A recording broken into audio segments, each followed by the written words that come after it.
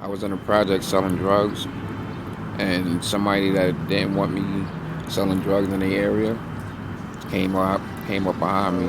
I was shot in a robbery by me selling drugs. When I was 22 years old, I got shot 7 times in Brooklyn, and that caused me to be a quadriplegic. It was very depressing, when I first woke up, and this is my second time being shot. Well, actually, I was a good kid. I was going to school and everything, but I grew up in a rough neighborhood, and sometimes, you don't want to get involved in things, but they just peer pressure so strong in the hood that make you get involved with things, and before you know it's too late, you know what I mean? You get caught up, you don't listen, especially if you don't listen to your parents. They're constantly telling you, about bad influence and stuff, and you get caught up, and before you know it, it's too late, you know what I mean? Yeah.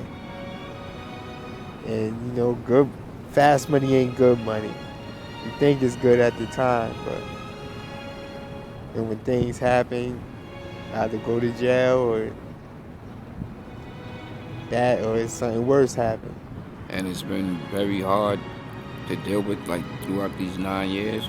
It's August 6th will be 9 years, and my first 3 years it was very depressing because at that time my kid's mother was pregnant. I have 5 kids. When you educate yourself, you make the right choices in life, Sometimes you're not too educated, you make dumb mistakes that could cost you your life. Like right now, I wish I was with my family at home, and I wish I had a regular life, you know what I mean? But now I gotta depend on people taking care of me and doing things for me, feeding me and all that. Yeah, I remember everything. I was kind of out of it.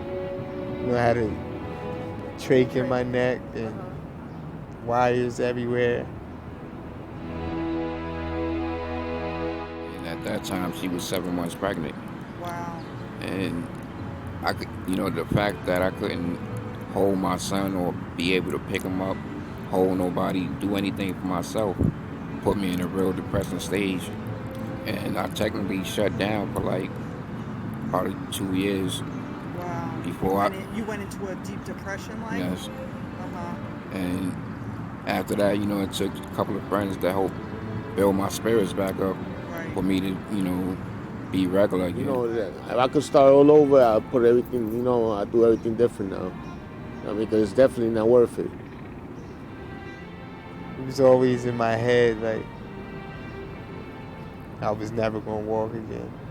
Yeah, I mean, the doctor he just told me straight up I wasn't going to walk anymore, and I was like, wow, I mean, it didn't hit me at that time because I was new to this. I didn't know, like, first you think it's just when you get shot and you're paralyzed, you say, okay, you're not going to walk no more. But there's all the complications that come with it, all the bad sores and all the other stuff you got to go through, you know what I mean? It's crazy. I mean, it's not life. It's like, some people pay for stuff, like they do crime and they pay for it and they come on and rehabilitate themselves. But like I didn't get a second chance. Like I feel like I'm paying for this for the rest of my life. It's not the thing. Stick to school. Stick to school. Stick to school. If you have something that you're good at, stick to that. Because I wish I would have stayed in school. I was good at drawing. I could have been an architect, but I chose to live the street life because the money was fast. And that's the thing. The kids see other people out there with the fancy stuff and, big globs of money or whatever, and they want the fast money. And that's not the way to get it. You got to get it legit. It's not worth it. Pick up the books and put the guns down, because they can take anything from you, but education they can't take from you, Sometimes I wish I listened to my parents or stayed in school. The message is to stay in school, complete what you're doing in there, and become somebody better than what you see on the streets. Because that's not the way to go.